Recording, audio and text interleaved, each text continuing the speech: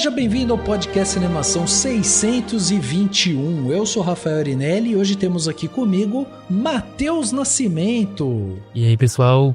Bom dia, boa tarde, boa noite. Como é que vocês estão? E aí, Matheus, já fiquei sabendo que o tema te envolveu aí de alguma maneira, hein? Quando você soube. Se eu souber o que é o tema, aí a gente desenrola. Se o TDAH deixar... É isso aí, que bom ter você aqui, Matheus. E temos aqui também Raquel Rocha. Oi, gente, e aí? E aí, voltando Raquel? Devagar.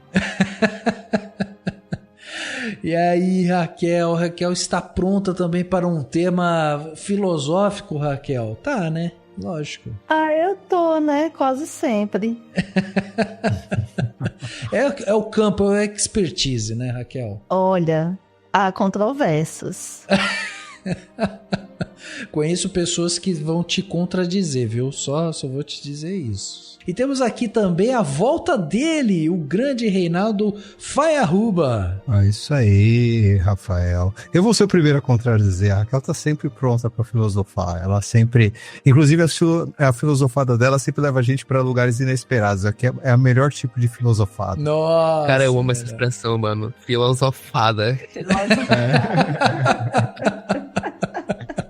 Eu tenho esse direito, essa licença poética de fazer verbetes, então filosofada. Por que tu tem essa licença poética, Reinaldo? Poxa, a gente cursou filosofia, a gente pode criar aí uns terminhos. É verdade. Tem essa Você tá muito heideggeriane.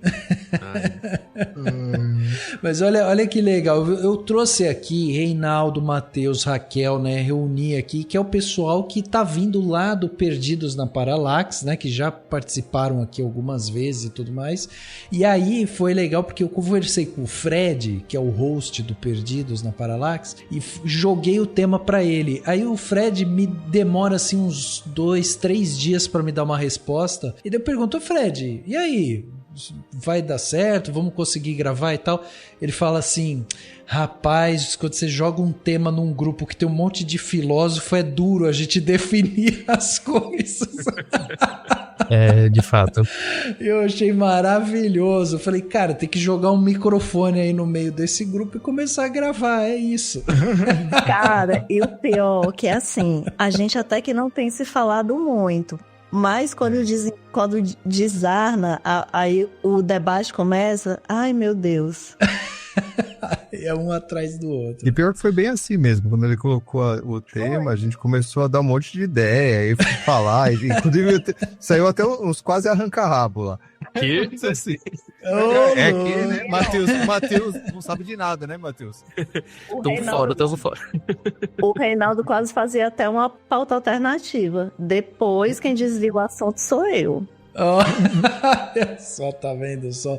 E olha só, meus amigos, hoje a gente tá aqui reunido, né, para uma reflexão profunda sobre o mundo que pertencemos, né? A gente vai falar sobre a influência da mídia sobre a realidade, o controle das escolhas, e para guiar essa discussão, a gente vai utilizar a obra cinematográfica aí, o Show de Truman, né? O filme de 98, o filme que narra a vida do Truman Burbank, que sem saber é a estrela de um reality show transmitido 24 horas por dia para o mundo inteiro, e ele vive numa cidadezinha que se chama Sea Riven, que é um gigantesco estúdio na realidade, e todos ao seu redor são atores ali, orquestrado pelo Christoph, que é o criador do programa. Essa obra, ela se tornou aí uma poderosa alegoria, né, para o mundo contemporâneo, sendo estudada por pesquisadores, né, dos mais diversos campos, oferecendo aí oportunidades para novas análises sobre como novas tecnologias e mídias submetem os usuários a formas inéditas, né, de controle comportamental.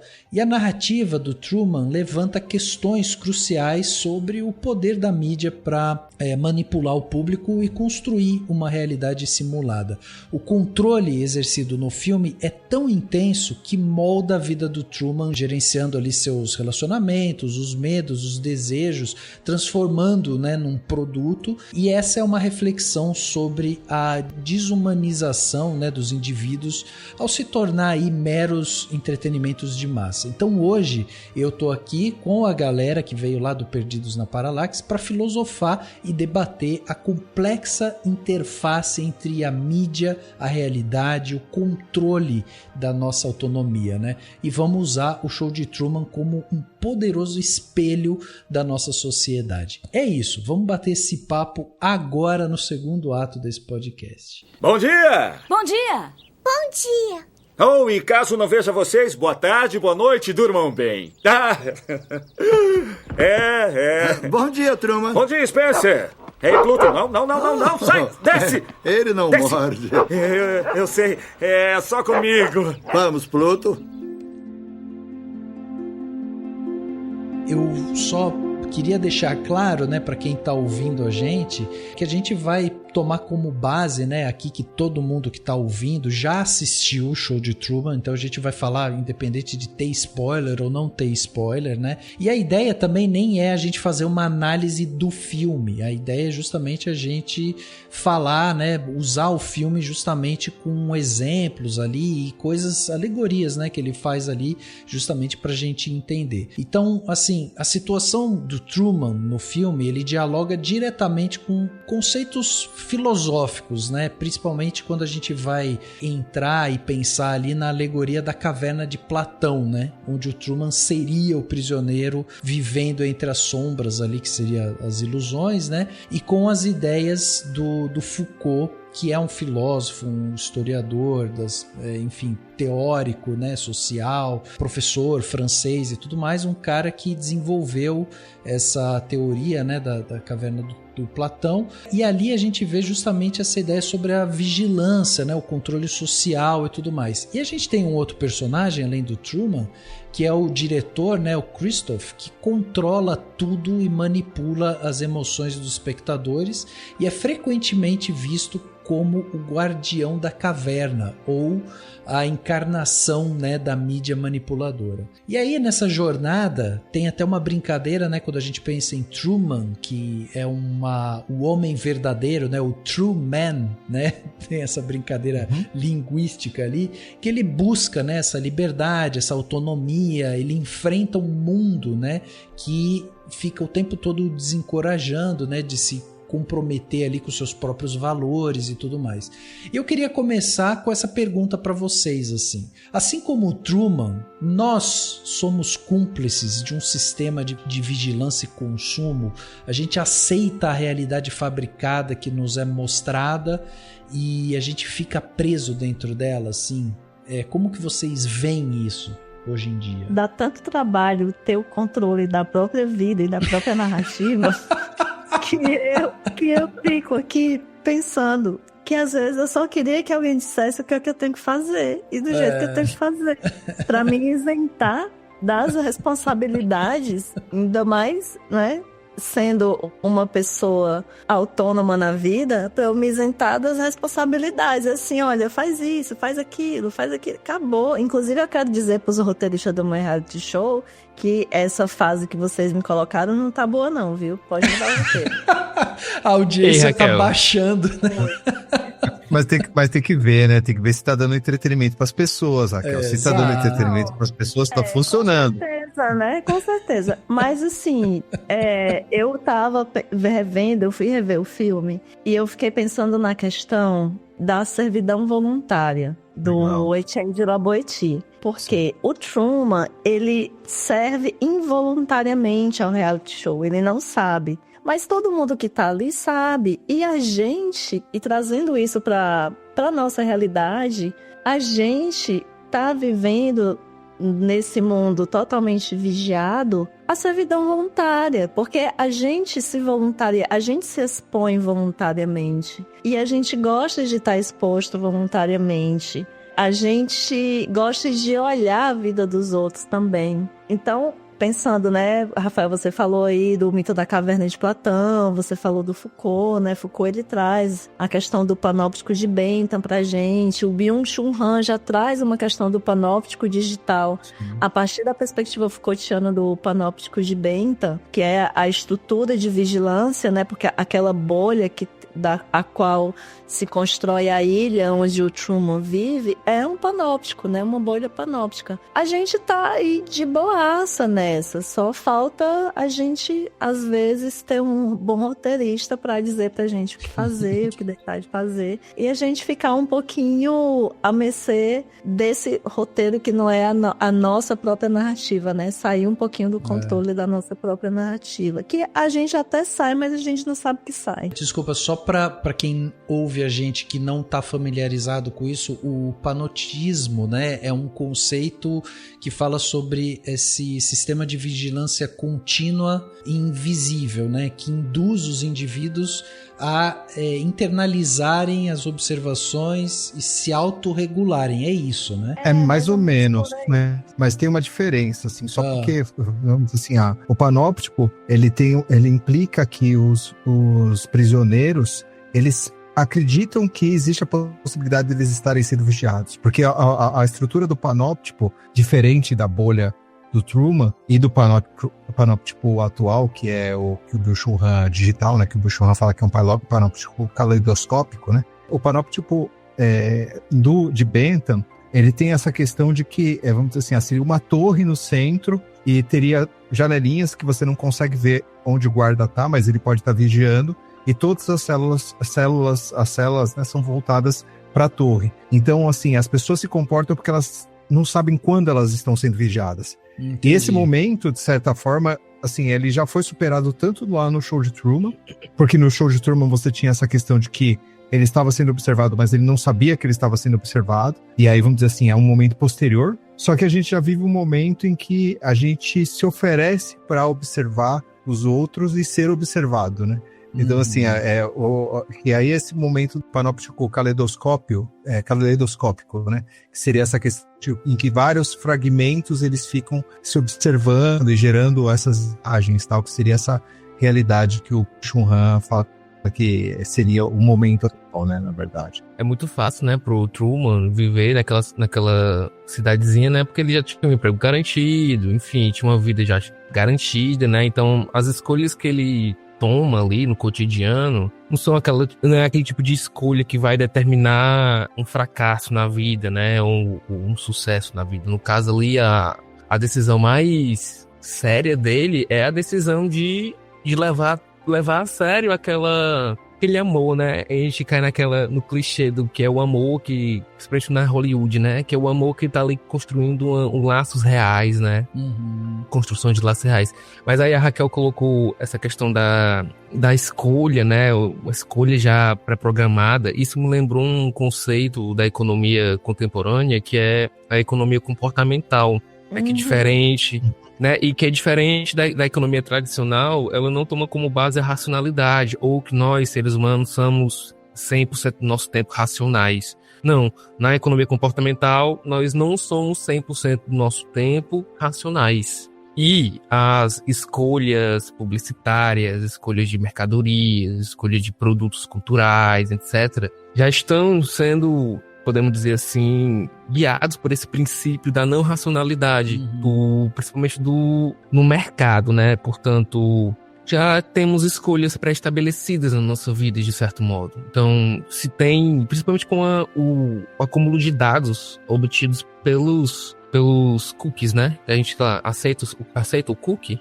Você aceita o cookie? Se você aceita o cookie, você tá botando ali, como disse a Raquel, voluntariamente seus dados de navegação para que o publicitário, como o Reinaldo, vá lá e faça uma lista de conteúdos e de mercadorias que eu posso consumir, né? Então, colocando seu cookie na reta. Exatamente. Então, até que ponto nós não também somos o Truman, né?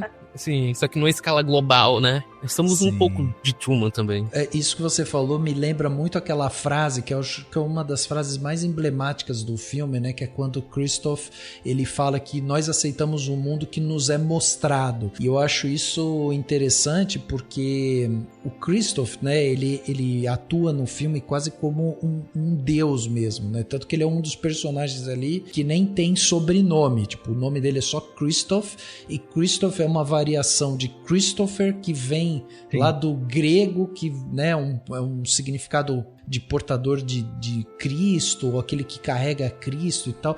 Então já tem essa simbologia toda.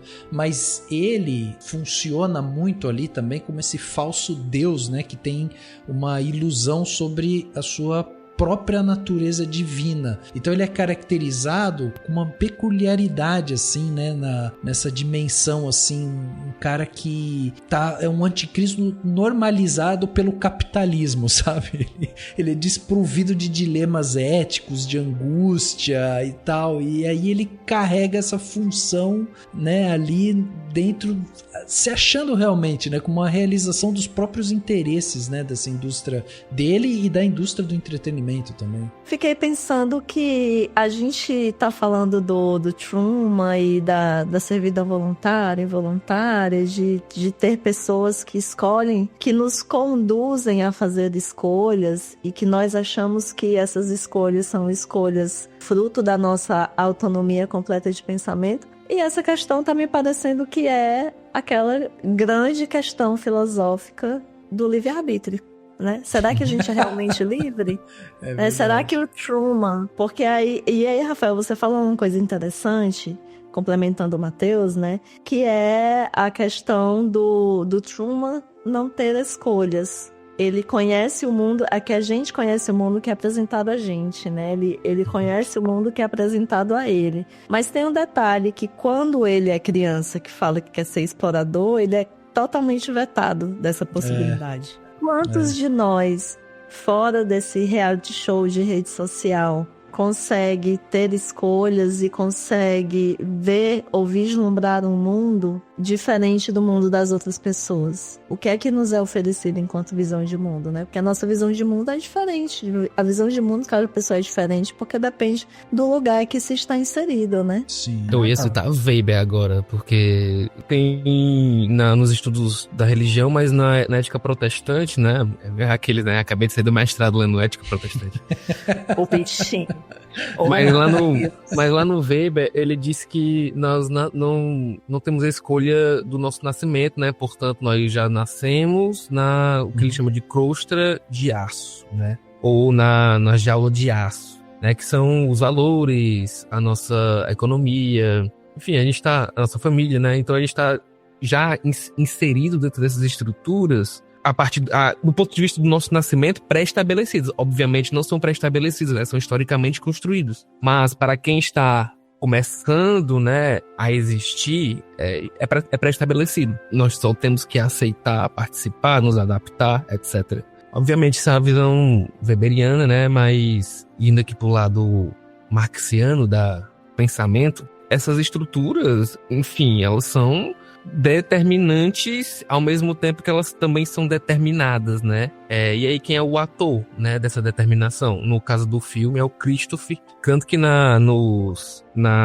falas iniciais do filme, né, ele fala que eles estão cansados dos atores e de suas falsas emoções, e também estão cansados dos efeitos técnicos, né? E aí me faz aquela velha recordação da indústria cultural, né? A crítica através da própria arte, né? Até que ponto também nossos gostos, né, também não são pré-determinados. Sim, eu fiquei pensando algumas coisas por aí também, Matheus. Por exemplo, assim, essa figura do Christopher, eu acho que assim, ela foi até um pouco, assim, profética, não sei se seria a palavra certa, porque ela acabou criando até uma estética desses bilionários de tecnologia, né? Assim, quando você olha o que se tornou Steve Jobs, e aí você pega o Elon Musk agora, o Altman, né, o Sam Altman, né, que é o da OpenAI, eles têm um quê de Christopher, né, assim, uma questão assim de nós temos uma visão do mundo e nós estamos guiando o mundo para essa visão e a gente sabe para onde a gente está indo, essas paradas, assim,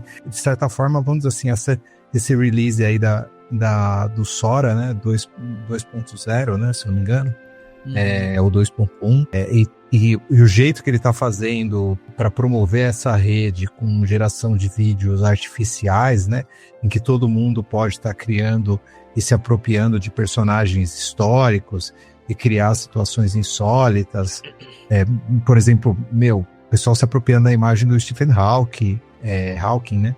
E colocando ele fazendo pipeline em skate, como você vê, com a cadeira de rodas dele, né? Na verdade, eletrônica lá, e fazendo pipeline, caindo, um negócio assim até ofensivo, né? E aí depois tem um certo cinismo, né? Na coisa assim, que o cara responsável por isso, ele vai lá e pede desculpa, porque ele sabe que é errado, mas eles não criam na ferramenta um mecanismo que impeça de que isso aconteça, né, cara? Exato. Porque a coisa toda tem que correr segundo a visão deles, não pode ter nenhuma limitação, né? A gente, na verdade, é uma loucura, assim, de certa forma, como aí vai aparecer de novo agora o Byung-Chul Han aqui nessa história, que é justamente essa questão de que você tem que colocar a coisa toda para rodar cada vez mais sem limites, né? E o Show de Truman também tinha essa questão de retirada de limitações jurídicas, né? De uma companhia poder adotar uma criança, essas coisas, né? Tem uma questão ética lá também que fica permeada. Eu fico muito pensando sobre essa questão de também dentro disso que o Matheus e a Raquel falou, sobre essa questão do determinismo versus essa questão do livre-arbítrio. E aí, já que a Raquel ela citou lá, falou que eu tô muito heideggeriano, né? Que o Heidegger ele vai ter essa questão de que do ser, né? Que ele fala que deveria ser buscado uma ontologia, né? E não uma definição ôntica, né? Do ser, né? Que ele fala que seria essa definição técnica do ser, né? Tipo assim, que é uma descrição ou então é uma formulação, tal, que deveria ter um retorno ao ser, né? De você tentar descobrir essa coisa que define essencialmente, né? E aí a questão talvez que seja legal essa de pensar é justamente como a gente é cínico hoje sobre isso, né? Assim, eu sou muito determinista, mas eu acho que o determinismo ele deu a volta, ele acabou se transformando num cinismo do tipo assim, a gente fala brincando de o roteirista da vida poderia pegar e estar definindo uma nova história, mas é porque de certa forma a gente sabe que tem muita coisa manipulando a gente e a gente às vezes acha que vai dar muito trabalho conseguir contornar tudo isso, né? Porque são forças muito intensas, né? Às vezes até mais intensas do que esse estúdio gigante que construíram pro Truman. Preparar para a ação, aguarde. Ele está indo para o oeste. Todos os extras aguardem. Ele vai chegar aí em 90 segundos. Não esqueçam o cachorrinho. Certo, ele está virando para a Praça Lancaster. Ele quase bateu nela. Algo errado. Mudem as frequências.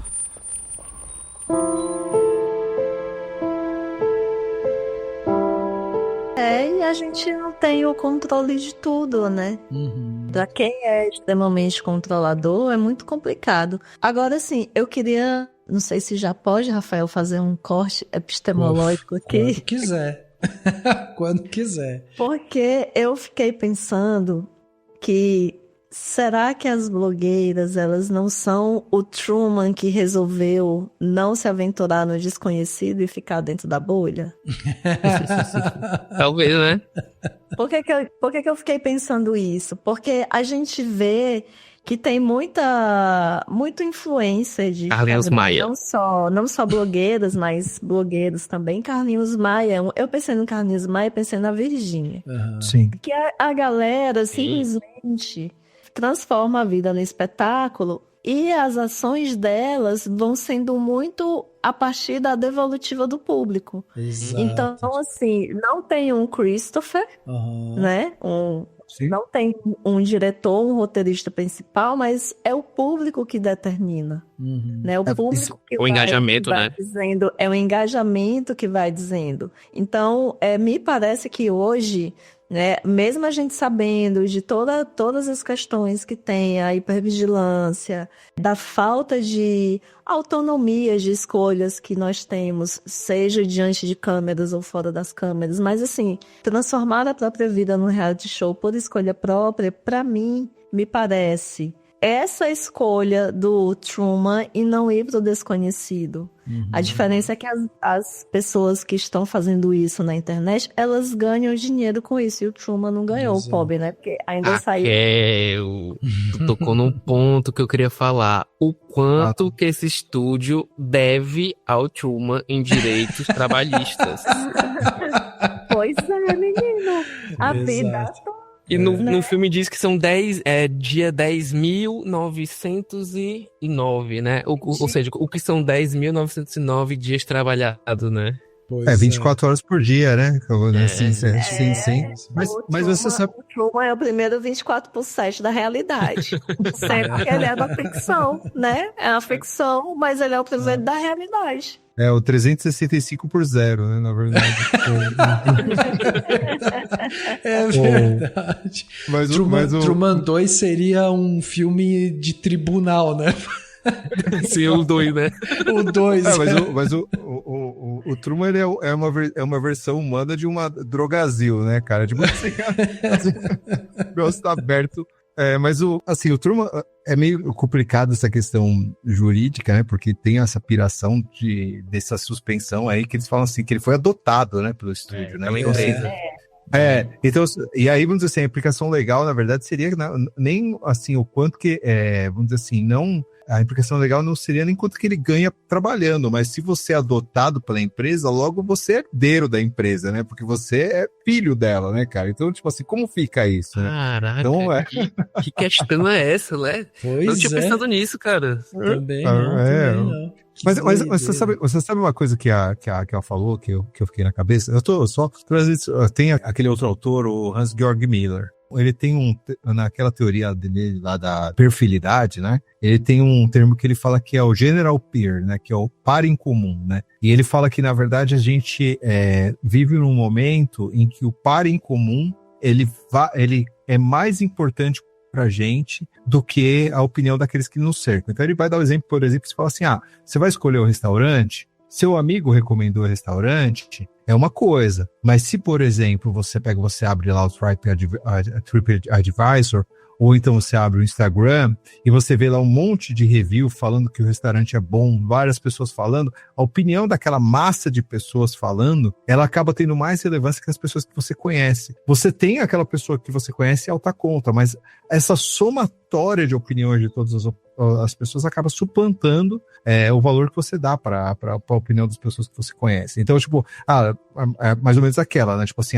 sua mãe te achar bonito não vale de nada, né? Mas se você tem lá 1.000 pessoas achando você bonito, então é porque você deve ser bonito, né? Então, a gente faz essa troca, né, nesse momento atual. E eu acho que, de certa forma, esses blogueiros, né, os influencers, né, eles, na verdade, eles levam isso às últimas consequências, no tipo, poxa, eu tô anunciando tigrinho aqui, o negócio, ele é prejudicial, o negócio faz mal para as pessoas, tem gente se viciando nisso aí, é impossível que essas histórias não cheguem na pessoa, mas como você tem lá 2 milhões de pessoas que não vê problema com isso, e continua falando que a pessoa é linda e maravilhosa, mesmo ela fazendo isso, então ela faz a suspensão, ela fala assim, não, então, sim, tipo, eu vou considerar isso. É um momento estranho, né? Sombrio, né, gente? A gente consegue ser mais sombrio que o show de Truman, né, cara? Muito louco isso. Gente, e o pior não é isso. A Virgínia foi cancelada por ter dado moral pra um homem feio e não foi cancelada pelo Tigrinho.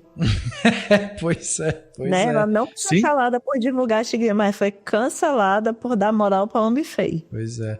Mas você sabe que essa reflexão que a Raquel trouxe também me fez pensar justamente no oposto, né? Tipo, o Truman do lado de fora pedindo pra entrar, pra ser filmado às 24 horas e ainda garantindo que ele consegue vender o tigrinho no meio do programa. Mas imagina o Truman sendo aquele fenômeno de mídia que ele é, porque assim, isso aí o Matheus falou, assim, eu pessoalmente, assim, existe um certo puerismo aí, né, na verdade, nessa questão do Truman, né, porque assim, tava fazendo uma escolha mais diferente de outras pessoas, ele não sabe qual que é o alcance da consequência, né, do tipo, ele não sabe, por exemplo, que arriscar ficar sem emprego, essas coisas. Só que ao mesmo tempo, quando ele sair, ele provavelmente não vai saber também, se a gente tivesse essa continuação, porque se você tem esse alcance mundial de fama, As pessoas vão continuar, tipo...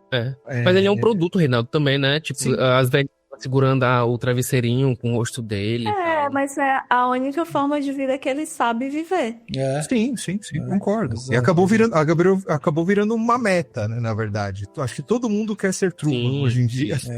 É verdade.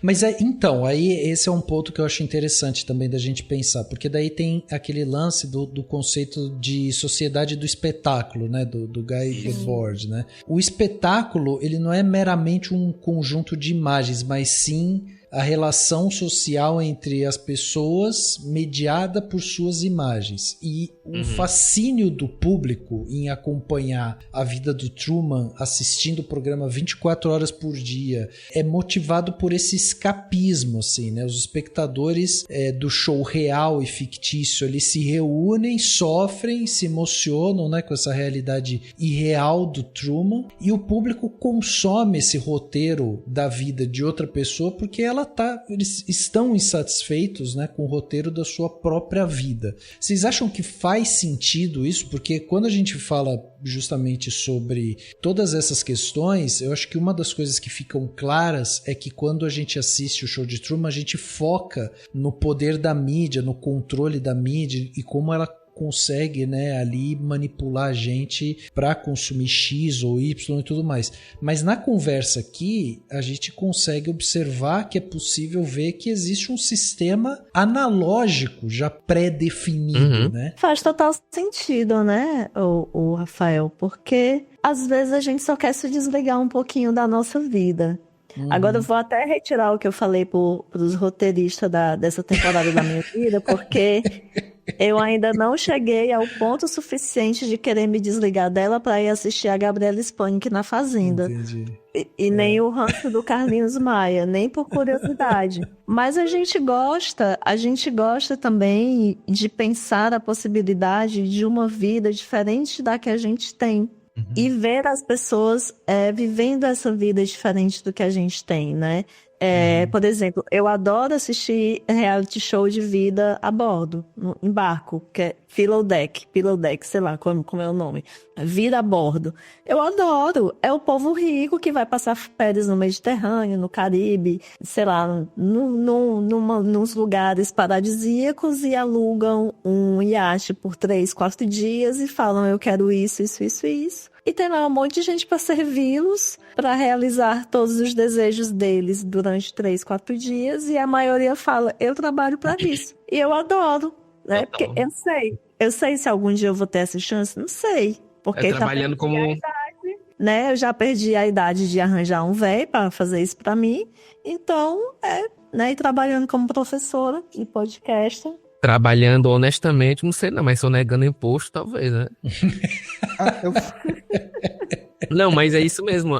Esse que você trouxe do Debord, né? Sobre o espetáculo. Que o Debord, ele conceito de espetáculo muito complexo, mas se a gente simplificar um pouco, é aquela cisão entre vida privada, vida pública, que o Truman é a ruptura disso, né? E que, no caso que é a exceção, se torna a regra.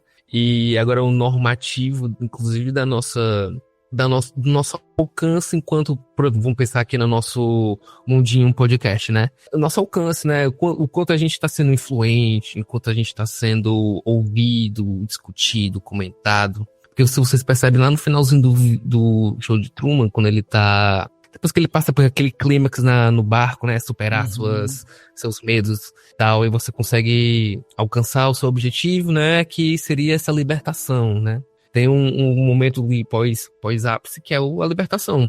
E aí o público vibra como se eles estivessem assistindo o show de Truman desde o seu nascimento, esperando esse momento da libertação. Aí volta-se aquele princípio da cartaz do teatro grego, né, da tragédia grega. E aquela tragédia, principalmente aquela retratação dos acontecimentos e das ações que no final vai ser redentora. E o show de Truman, como o que é esperado de uma obra, né, essa redenção, essa libertação, que inclusive está sendo muito criticada, né? Não sei se vocês estão acompanhando as últimas críticas de filmes, de cinema, né? Mas a galera tá criticando esse momento redentor do cinema, ou esse momento autoexplicativo das obras cinematográficas, né?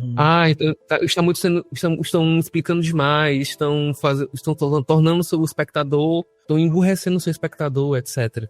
Mas no show de Truman, o espectador da vida do Truman, ele já espera essa libertação, ele já espera essa redenção, né? A cena do bar, né? O cara passa assim, batendo na mão de todo mundo como se fosse ele o liberto, né? Como se fosse ele o livre. Mas assim, Matheus, você não acha que existe também um grau de ironia aí? Porque, assim, esse final eu acho ele muito ilustrativo. Ele tem várias coisas, assim, muito simbólicas, né? No final, desde a escadaria no céu, né? A porta se abrindo e tudo mais. Tem várias simbologias ali. Super redentora e tal. Mas... tem também uma análise de que existe também essa questão de que, ironicamente, né, meio que a gente assistir a essa obra meio que reforça o poder midiático, sabe? Então, ao assistir e criticar o programa do Truman, o público, né, se sente audacioso, né? Ele é participante, né, dessa discussão dos efeitos da mídia e tudo mais. Só que, no entanto, isso não representa exatamente uma ameaça ao seu poder, sabe? A coisa fica ali meio que ela se autoalimenta, entende o que eu quero dizer? Tanto que a cena dos guardas, né, que eles estão lá pastorando, né, e estão comendo alguma coisa, aí cai a transmissão, aí o que eles vão fazer? Bota aí no guia de TV pra ver o que tá passando, né? Exato. O Matheus acho que vai surfar melhor nessa aí, mas eu acho que Guy Debord, essa questão do espetáculo, né? Uma das coisas que acontece que, vamos dizer assim, que o Matheus é todo marxista, né? Mas se por um lado, assim, o produto ele tem a forma mercadoria, né? Ou a imagem, ela tem a forma espetáculo, né?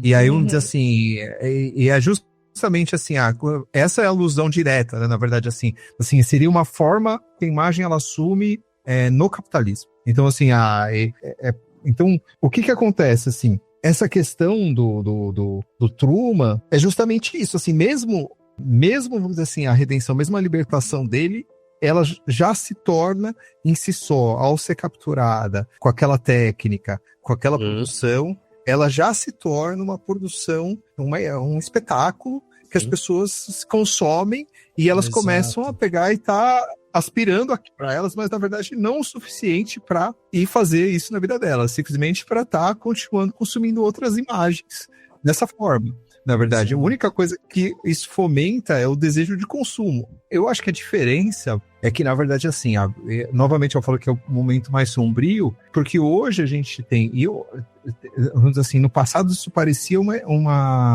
pareceria uma utopia, essa ideia de que de repente, se a pessoa assiste isso, ela se inspira e aí ela pega uma câmera e aí ela vai lá e ela produz o próprio conteúdo e tal. Só que, assim, ela, na verdade, ela só consegue também produzir o conteúdo dela também na forma espetáculo. Essa é outra maneira de produzir um discurso. Isso vai se conectar com essa questão que o Matheus falou, dessa questão desse excesso de letramento, de explicação de final, esse tipo de coisa. A gente está num momento, assim, curioso, não sei se vocês já tiveram essa experiência de assistirem obras clássicas com pessoas mais jovens. Então, por exemplo, se for assistir Os Suspeitos, aquele primeiro do Kaiser Söze, né? Sim. E aí, vamos dizer assim, você vai assistir com pessoas que não assistiram ele, e aí as pessoas matam o final. Coisa que a gente não conseguia. Mas por quê? Porque depois daquilo, aquilo foi apropriado por tantas outras obras, as pessoas viram tantas outras coisas, que as pessoas elas têm um excesso de letramento e elas começam a intuir o final da obra. E então a gente tá nesse momento em que todo mundo tem um excesso de letramento de espetáculo. Não vou nem falar de vários. E aí a gente só consegue produzir isso, e a gente só consegue ler isso também. É muito louco. Eu perco um interesse em certas obras, porque uma dica no meio por exemplo, uma série, né? Uma dica no meio de um episódio você já mata o que vai acontecer no final. Quando você bota no final, é exatamente aquilo que você já tinha intuído lá no meio e no início, né? Querido, está tudo bem? Entre. Truman! Veja.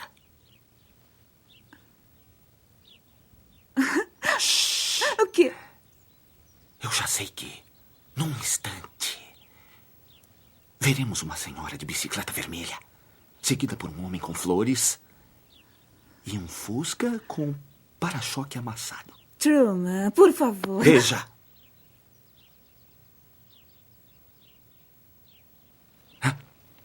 A senhora... Flores! E... Truman, que bobagem. Lá está! Lá está! Lá está o Fusca! É! Eu acho que isso empobrece um pouco a gente no sentido de... Tá, né? A gente tá trazendo um monte de gente aqui, eu vou trazer o Bourdieu pro rolê.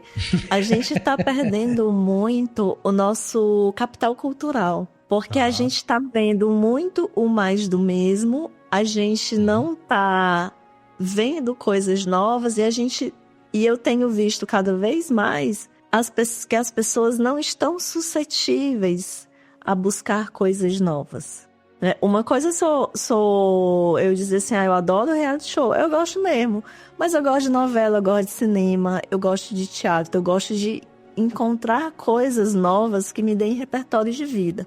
Qual é o repertório? E isso é muito preocupante, né? Porque qual é o repertório de vida que tem uma geração de pessoas que assistem, desenhos animados que já contam tudo? Qual é o repertório de vida que vai tendo uma pessoa que assiste apenas as mesmas coisas? E aí eu tô falando não só do ponto de vista da produção da cultura de massas, que é o que a gente vê de reality show, de novela e etc. Mas também de TikTok, TikTok também. Mas eu também penso na questão do repertório de pessoas que conseguem não viver tão alienadas dentro da cultura de massa, sei lá, de pessoas que só leem literatura russa, de pessoas que só assistem cinemas de arte, de pessoas que só assistem espetáculos de ópera, que só ouvem músicas clássicas. Essas grandes caixinhas que a gente vai entrando e que de alguma forma é uma escolha nossa, é uma escolha ao mesmo tempo que também é imposto a nós, né, nos é oferecido e nós nos inclinamos a consumir, né, nós somos conduzidos e também temos um mínimo desejo aí, mas temos. Sabe, a gente tá perdendo essa capacidade. Uma criança, ela não consegue mais, eu não sei se vocês convivem muito com crianças. Quando eu convivia, antes de eu ser tia na modalidade EAD, eu convivia com a minha sobrinha, ela não tinha paciência de assistir um negócio de 2 minutos. Meu Deus. Aí você imagina uma criança assistindo aquele desenho do Pingu? Aquilo ali abria uma possibilidade de criatividade nas crianças e abre até hoje, que de vez por outra eu assisto o Pingu para relaxar. Abre possibilidades de criar um mundo. Só que, aí é o ponto, a gente não tem mais precisado criar e inventar novos mundos, porque a gente tem vários mundos na tela do nosso computador, na tela do nosso celular, na tela da nossa TV, que são os mundos que a gente vê como mundo real, porque a gente acha que as pessoas não roteirizam o reality show da própria vida delas, mas elas roteirizam. Então, por que eu vou criar? Então, assim, acho que a gente perde, sim. Tá tudo muito explicado, porque a gente tá perdendo capital cultural. A gente tá perdendo criatividade. Não só perdendo, né? Mas tá ganhando declínio cognitivo, né? Como diria o Miguel Nicolés. Nós estamos deixando para trás toda uma herança evolutiva, cognitiva, que foi construída ao longo de milênios, né? Isso é muito triste, sim. Mas eu queria saber como seria a reação dessa nova geração bem TikToker em assistir David Lynch. Sabe? Sim. Deve ser chatíssimo. Assistir, como é, Matheus? Assistir. Pra essa galera deve ser chatíssimo. Sim. Porque não tem... Né? Ao mesmo tempo que as pessoas querem uma coisa nova, elas não têm disposição para ter curiosidade de ter coisas novas. Aí tem que ser tudo explicado. Aí um David Lynch, né, cai no ostracismo ou na classificação de coisa cult. Engraçado que, assim, essa questão do consumo das mídias atuais, mesmo os filmes, né? Na verdade, assim, os filmes eles têm um pitch muito rápido, né? Na verdade, assim, a virada de ação muito rápido o tempo todo, né? Os filmes atuais. E aí, se você não se policia, mesmo a gente que tem acesso a essas obras, quando você vai revisitar elas, você tem um momento inicial quase de desconforto, porque elas têm um ritmo muito mais lento. Então, por exemplo, outro dia eu tava reassistindo Blade Runner, cara, e assim, eu fiquei chocado, falei assim, cara, é bem mais lento mesmo, assim, você tem que se permitir entrar naquilo e ficar, entrar naquele ritmo, naquele mundo, esse tipo de coisa, para você conseguir assistir. Agora, dentro dessa coisa que a Raquel falou de capital cultural, eu acho engraçado, porque outro dia tem no TikTok, eu não sou consumidor de TikTok, mas eu vi essa trend que o pessoal tá... Na verdade, eu vi gente reagindo a essa trend no YouTube. Eu sou mais consumidor de YouTube. Que existe uma trend das pessoas, de se falar que as pessoas do TikTok elas têm que adquirir capital cultural. E aí, vamos dizer assim, mas não é um capital cultural que a pessoa tem que adquirir pelo motivo do capital cultural, mas sim para você ostentar ele, como se fosse uma conta bancária, mostrar que banalidade, você sabe, né? Banalidade da cultura. Mas aqui tem uma coisa, né? A gente fala do TikTok, eu não tô criticando o TikTok, não. Eu critico muito os conteúdos, a forma como as pessoas usam o TikTok como única forma de consumir conteúdo cultural. Aí é complicado, porque é complicado para quem é espectador passivo, porque para quem produz é outra história. A gente vê aí uma galera que é das ciências humanas, por exemplo, que tá no TikTok e que consegue roteirizar um vídeo interessante de um tema filosófico, psicológico, enfim, de um tema de humanidades, histórico, etc., em 2 minutos. E é muito difícil. Porque você precisa estudar muito sobre um tema para conseguir roteirizar, né? No próprio podcast, para a gente conseguir fazer um podcast que tem roteiro, que tem conteúdo, a gente estuda. Sim, né? Exato. Então, o problema não é bem você consumir as coisas que estão nesses lugares, ou ser um TikToker, ou ser um influencer. É o que se faz disso, né? O que se faz desse consumo, né? O que é que se faz? O que é que as pessoas fazem com aquilo que elas consomem?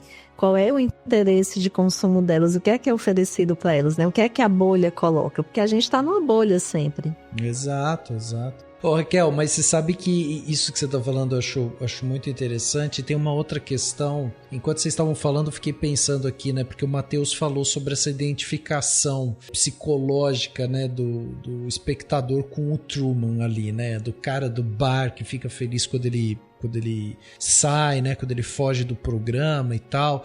Então, assim, a pessoa que está assistindo vê o herói que busca pela liberdade, faz com que esse espectador acredite que ele adquiriu naquele momento uma postura mais crítica em relação àquele espetáculo que ele está vendo, porque ele está torcendo por uma quebra ali, né? Só que é uma segurança totalmente ilusória aquilo. E daí, quando a gente pensa a fuga do Truman, ela também pode ser vista como um salto de um cenário para o outro, assim, né? Sugerindo justamente que a liberdade completa da vigilância, né, e do consumismo é falsa, né? Ou inatingível, principalmente na sociedade contemporânea. E aí eu lembro de uma citação que o Christoph faz também, que ele alega que a realidade externa ela não é mais verdadeira do que a que ele criou, né? Ele fala isso pro Truman, assim. E aí, enquanto vocês estavam falando sobre essa questão cultural também e tal, eu fiquei pensando nisso, assim, porque eu fico pensando, e eu queria jogar essa pergunta para vocês, justamente sobre esse papel do algoritmo, né? Porque o algoritmo, ele entra como um atalho para definição ou reafirmação dos nossos desejos, assim. Então, o cara que fala assim, não, eu quero ser disruptivo, eu quero largar tudo, eu quero viajar pelo mundo com uma mochila nas costas, não sei o quê. O cara começou a ver vídeo de gente viajando no mundo com uma mochila nas costas, o cara começou a ver, de repente, algum discurso ou ver algumas atividades que foram alimentando aquilo nele também, né, e tal. Então não sei, assim, é uma coisa que para mim tá ficando mais evidente com essa conversa, que muitas vezes a gente limita a discussão do show de Truman ao poder midiático e tudo mais, mas esse sistema analógico e reflexivo que tem ao redor da gente, como vocês falaram bem das crianças, né, e como isso é reafirmado de uma forma meio velada, assim, e tal, tudo isso fica ali meio embutido na gente. Sabe aquele lance de menino usa azul, menina usa rosa, sabe? Essas coisas, assim, bem conservadoras.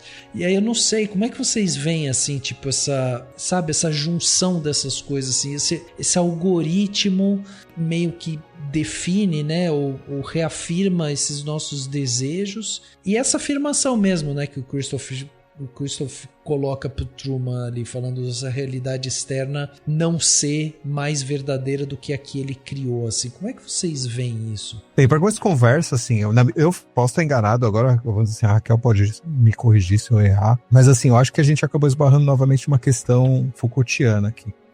Que é essa questão da verdade. Eu que vou consertar, é? Não, vamos dizer assim, a gente quer a questão da verdade, né? E aí vamos dizer assim, e aí você usou inclusive a palavra discurso quando você foi fazer a sua fala, Rafael. E aí a questão do discurso verdadeiro. E aí, o que acontece? Assim, esses lugares de produção de discurso, e a mídia ela é hoje, atualmente, no passado, não. No passado você teria, por exemplo, sei lá, a escola, as leis, a política, a regência, certo? Se fosse um rei. Tudo isso são locais de produção de discurso, e essas coisas elas se atravessam para estar produzindo aquilo que a gente chama, não por produzir a verdade, porque a verdade existe, tá? Senão a gente cai num papo de negacionista, tá? Mas assim, a questão é que a gente não tem acesso à verdade real. Assim, eu gosto muito dessa citação. Uma vez que estava num bate-papo com o Caio Couto, lá do Conversações Filosóficas, ele me falou uma coisa que ficou comigo. Ele falou assim, o contrário da verdade não é mentira, o contrário da verdade é o erro. Uhum. E aí, vamos dizer assim, você falar a verdade não tem a ver não é uma questão de falar, você falar ou não a verdade, não tem a questão de você pegar, quando você não está falando a verdade, necessariamente você está mentindo. Às vezes você só está errado, certo? Às vezes você está falando bobagem, certo? E você não está falando a verdade porque você está falando bobagem. Você não tem intenção nenhuma de mentir, mas a gente viu muito isso durante a pandemia, certo? Às vezes não é todo mundo que estava lá tinha interesse de pegar e ficar inventando que a vacina vai instalar chip, essa tipo de coisa. A pessoa estava simplesmente assim, ela estava propagando uma informação falsa que chegou para ela, porque justamente essa questão da produção de discursos, esse excesso de produção de discursos erode a nossa capacidade de conseguir enxergar um pouco mais claramente quais ideias e quais discursos estão um pouco mais próximos da verdade. E aí isso é um prato cheio para os Christophs da vida surfarem. Quando ele diz esse negócio que não existe uma verdade maior lá fora do que aqui dentro, é justamente porque ele está chamando para ele essa capacidade de produzir verdades. Ele está querendo pegar e está dando mais poder para esse lugar de produção de discurso que seria a mídia. E eu acho, sinceramente, que a gente está novamente num momento mais obscuro, porque, vamos dizer assim, você tem uma multiplicação de Christophs e todos eles acham que eles podem produzir verdades que são melhores que aquelas que supostamente estariam lá fora, né, na verdade. Então, cada bolha, na verdade, que as pessoas estão, é um estúdio do Truman, em que você tem essa produção de verdade, um mundo verdadeiro que seria supostamente tão bom quanto a verdade que a gente poderia estar tentando alcançar, né? E aí, isso que eu fiquei na cabeça com isso. Eu lembrei do Merleau-Ponty, né? Porque o conceito de realidade do Merleau-Ponty, né? Que é os limites da nossa percepção. A verdade, ela tá nesse lugar, né? Dos limites da nossa percepção. Portanto, ela é uma verdade que tem que ser condicional, né? Ou situacional. Porque a verdade absoluta é essa... Então você tem que ser Deus, né? De fato, você tem que se tornar uma entidade cósmica, conhecedora de tudo. Mas, porém, entretanto, nessa questão aí do produzir o discurso, né? A produção da verdade no discurso. No caso lá, a mídia, no filme do Truman, né? Questiona, né? O Christoph, naquele momento que ele tá respondendo as perguntas da da mídia, né? E aí ele indaga a probabilidade do fim, né? E é justamente isso, né? Os limites da nossa percepção também. Uma hora o Truman ia romper, ia, enfim, enlouquecer, como ele enlouqueceu de fato. E isso também é a nossa própria vida. A gente tá inundado de nós mesmos, da nossa própria vida, e em algum momento a gente quer essa ruptura com a nossa própria vida. Não é no sentido da morte, mas no sentido do anormal ou do diferente, né? E aí o novo também, a importância do novo na nossa vida, do diferente, né? Dos novos sabores, novas músicas, novas séries, novos livros. Eu senti muito isso quando eu tava escrevendo a minha dissertação, que eu tava tão ali naquele mundo, tão focado naqueles autores, naqueles textos, que eu precisava estudar outra coisa, eu precisava fazer outra coisa, né? Eu precisava parar tudo que eu tava fazendo pra ir jogar, ou pra ir, enfim, sair pra algum lugar, uma festa, qualquer coisa. Porque se não fosse isso, eu iria enlouquecer. Sentir a verdade é só uma vontade minha, né? Uma vontade de verdade, né? Como diria o Nietzsche. Mas, Christoph, uma pergunta. Por que você acha que o Truman nunca chegou perto de descobrir o seu verdadeiro mundo até agora? Nós aceitamos a realidade do mundo que nos é apresentado. É simplesmente isso. A gente está falando aqui da produção dos discursos, né? E a produção dos discursos é a produção da verdade. E isso, Reinaldo, tem muito sentido do que você vai falando com o filme, porque a gente vê que o Truman, ele tá buscando a própria verdade, assim, a verdade dele, a verdade da existência dele, a verdade de quem ele é. Porque ele não sabe, né? Quando ele se depara... Isso é uma coisa muito existencial. Quando a gente vai se perguntar qual é a minha narrativa, por exemplo, qual é a verdade da minha existência para mim, o que é que eu produzo na minha existência e que pode ser colocado enquanto um discurso verdadeiro. Aí vem um outro aspecto, né? A verdade, ela não é uma coisa só. A gente tem discursos de verdades, regimes de verdades, aí todo mundo bem ficotianozinho da estrela. A gente tem essa vontade de verdade que o Matheus falou, mas a gente tá sempre nesse jogo, né? De produzir e de buscar, de desvendar e de cair naquilo que hoje a gente fala que é fake news, ou né, tem a fake news, tem a pós-verdade, tem a não-verdade. E aí o Rafael vai colocar aquele meme da Inês do Brasil. E aí? Né? Qual é a verdade a qual eu estou buscando? Será que um reality show ele é verdadeiro? Qual é o reality show que é verdadeiro? Casamento assim. Eu acho que o reality show mais verdadeiro é aquele que a gente tinha o costume de sentar na calçada e reparar a vida alheia. Fofoca.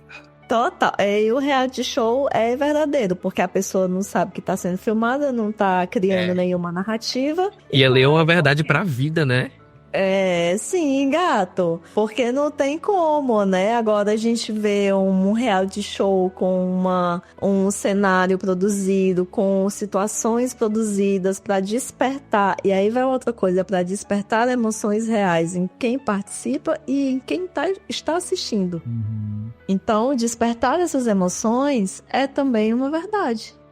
Sim, ou vontade de fofoca, né? Vontade de fofoca. Essa vontade não passa nunca em mim, eu adoro. Mas isso se conecta com aquilo que a gente falou antes do biopoder também, Raquel, do Foucault também? Sim. Né? Sim. Completamente. Me corrijam se eu estiver errado, mas o que eu entendo desse biopoder que o Foucault, né, esse conceito que ele moldou é uma forma de poder que ele não se limita a mandar ou punir, mas ele gerencia e controla a vida das pessoas. E ele é quase invisível, né? Ele mexe tanto com a população em geral quanto com cada indivíduo e tem uma coisa bem capilar assim e tal. Então, nesse caso, né, quando a gente para pensar no show de Truman, a vida dele é totalmente controlada, né, pelos produtores do programa. Eles decidem até os medos e os desejos dele, assim. Sim, e de certo modo é a encarnação de um ideal, né? aquele ideal do bem-estar social, norte-americano, do American Dream. E, nossa, Matheus, completamente. Total. É o casal, né? O trabalho no escritório, um carro, os amigos pra beber uma cerveja, enfim, né? Aquela coisa enorme, né? Sim. Inclusive, vamos dizer assim, é uma sociedade sem violência também, não podemos esquecer, né? É uma sociedade que não tem, enfim, o bem-estar e o poder totalmente, cada lei. É o estado de paz perpétua kantiano. Que não existe, né? Que não é verdadeiro, porque ele não existe. Ai. Sim. E aí, novamente, assim, é engraçado porque, assim, do mesmo jeito, vamos dizer assim, você tem o Truman que vive isso sem saber, né, essa influência do biopoder, né, e aí o Rafael chamou essa atenção pra gente desde o começo lá, a gente acabou não pegando isso aí, mas você tem várias outras pessoas que elas querem estar sob o jugo desse poder, que são os familiares, os amigos, que são atores, né, mas é que eles querem estar naquele mundo, né, na verdade, porque aquele mundo, de certa forma, para eles também é importante, a manutenção daquele mundo, aquela questão toda, né. E aí, vamos dizer assim, pra gente ficar mais Foucaultiano, né, é engraçado, né, na verdade, a gente vai ter essa questão, né, já que a gente tá falando da verdade, né, da coragem da verdade, da parresia, né, de você... E o Truman, ele se torna esse avatar dessa capacidade, desse que seria lá atrás o Sócrates, né? Esse proto-filósofo, assim, que é capaz de pegar e estar dizendo a verdade mesmo, né? E pagar o preço de falar a verdade, né? Ou seja, a morte, né? E aí, vamos dizer assim, aí o Truman, de certa forma, ele tem essa questão de assumir esse lugar, né? Assim, de ser esse cara capaz de pegar e estar desmentindo tudo aquilo lá. E na hora que ele desmente aquilo tudo lá, ele desmancha aquele mundo, né? Aquele mundo que é... o primeiro ato da caverna, né? Do Platão. É o primeiro ato, a saída, né? Sim. Oi, só que, mas aí, mas aí é aquela coisa, assim, o chato só é que, vamos dizer assim, realmente, como a gente já chamou na história, que o filme termina numa ironia, né? Porque as pessoas vendo ele fazer isso, né? O que elas vão fazer depois? Procurar a próxima atração. Exato. Exatamente. É claro. Mas será que já não era o plano do Christoph que o Truman também descobrisse e que ele saísse? Ele fala que sim, mas na verdade ele quer que ele morra, né? Pra que o ciclo se... Não, né? Ele não ia dizer que não, mas Reinaldo falou aí da coragem da verdade, eu acho que mais do que o Truman, os personagens, principalmente aquela personagem que eu esqueci o nome dela, que se apaixona por ele, que vai lá na cena da praia dizer e tal, eles são parresiastas. Ele tem essa coragem de dizer a verdade. O pai que reaparece e que tá ali tentando avisar também. São pessoas que têm essa coragem, que rompem com essa estrutura ética, normativa, da bolha social, né? Da qual é feito o reality show lá, o show do Truman, pra dizer que, olha, tem outra coisa, né? Eles que são, talvez, aqueles primeiros que saem da caverna. Agora eu fiquei pensando, né? Será que já não era o plano? Ou será que o Truman... Porque tem horas no filme que eu acho que as pessoas... que dá pra perceber, mas ele não tá pronto. É a normalidade. Existe uma certa anormalidade planando. Isso, é difícil romper com aquilo que é dado como verdadeiro e como normalidade. É difícil fugir da norma. Até porque a norma é confortável. Chega um momento em que a norma é confortável. É confortável viver segundo o script. Né? Tudo que queremos é um trabalho estável, né? Porque viver nessa corda bamba de não saber, de instabilidade e insegurança financeira é muito ruim. Então, mas aí a gente volta pro Bill Churran, Raquel. Que é o excesso de positividade, né? A gente... Sim. No fundo, a gente inconscientemente também busca esse excesso de positividade, né? Claro, porque a gente tem que ter ilusão para sobreviver. A fantasia, ela é o que sustenta a vida. Eu lembro do Bill Churran, desculpa, Reinaldo, eu lembro do Bill Churran, que eu fiz um trabalho sobre o Bill Churran, sobre a Caverna do Platão, o Platão como um diretor de teatro, né? Eu lembro que foi nesse sentido que eu pensei, a crítica do Bill Churran à Caverna do Platão. Porque na Caverna do Platão tem essa coisa da positividade, né? Que é a saída da caverna, mas também tem a negatividade retroativa, né? Que é a volta à caverna, né? Não, eu concordo totalmente. Eu fiquei... A violência da realidade, no caso, né? A violência da realidade faz com que o prisioneiro volte a viver naquela positividade, né? Tem um certo jogo dialético. O que ele conhece é um confortável. Aí, Reinaldo, eu vou fazer só um adendo. Quando eu assisti o show de Truman pra gente gravar, eu também assisti depois, porque na hora me veio o link, aquele filme A Vila. Sim, eu conheço. Pensando nessa relação da possibilidade de romper com aquele mundo e com aquela norma que está estabelecida, né? Dessa coragem de buscar o desconhecido, que também é uma coragem da verdade, né? Mas aí, em que medida também, de novo, né? Na sociedade que a gente está inserido, a gente não está sempre dando as voltas, mas sem conseguir sair, romper com essa norma, Exato. Né? Essa questão da norma e da vida confortável, né, que surgiu aqui também, acho que é uma coisa que eu fiquei pensando num outro filme que também não tem nada, não tem relação tão direta, que é o Waking Life, né? E aí, o Waking Life tem uma frase que tem uma hora que ele tromba com os personagens dele, né? Eu não vou ficar entrando no filme aqui, mas o personagem diz o personagem tá conversando com uma outra e falando assim, quando criança, eu imaginava que a vida, ela ia chegar numa certa idade, tipo uns 24, 25 anos, e a vida ela ia alcançar um platô. E lá eu iria ter estabilidade, aí eu iria casar, eu iria ter uma casa, eu iria ter um emprego, e isso aí ia seguir até o fim, vamos dizer assim. Isso aí eu acho que de certa forma é um pouco da culpa do romantismo, né, cara, que sim, dessa questão assim, que o romantismo perde esses finais felizes, né, ou pelo menos estáveis, né, você dá um final que estabilize a norma, né, na verdade. E a gente,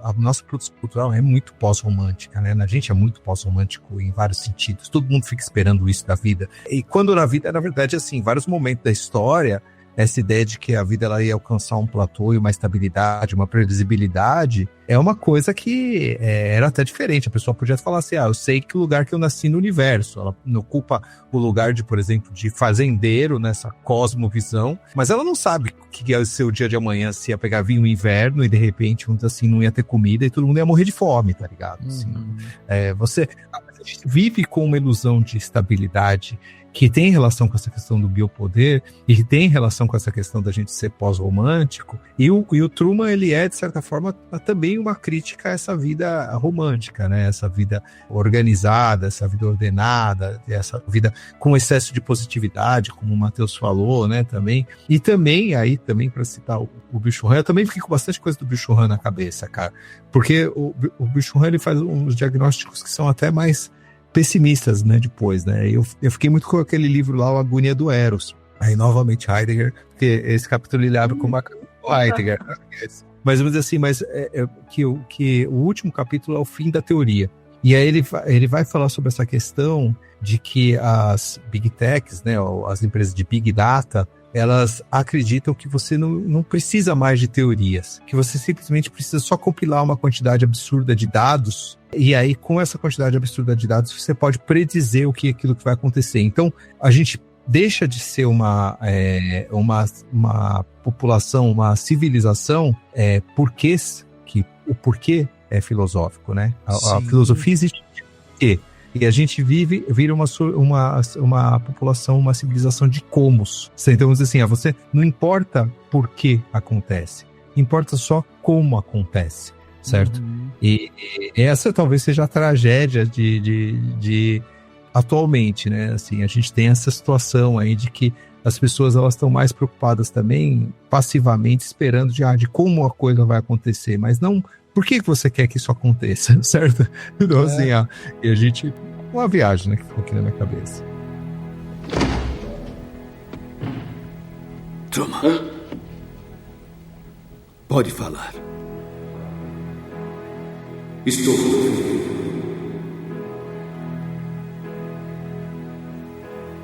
Quem é você? Sou o criador do show da televisão que dá esperança, alegria e inspiração para milhões. Então quem sou eu? Você é a estrela.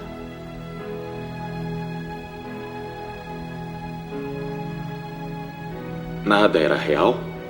Você era real. Por isso tem sido tão bom assistir. Ouça-me, Truman. Não existe mais verdade lá fora do que no mundo que eu criei para você. Você viu mentiras e viu a decepção. Mas em meu mundo, você nada tem a temer.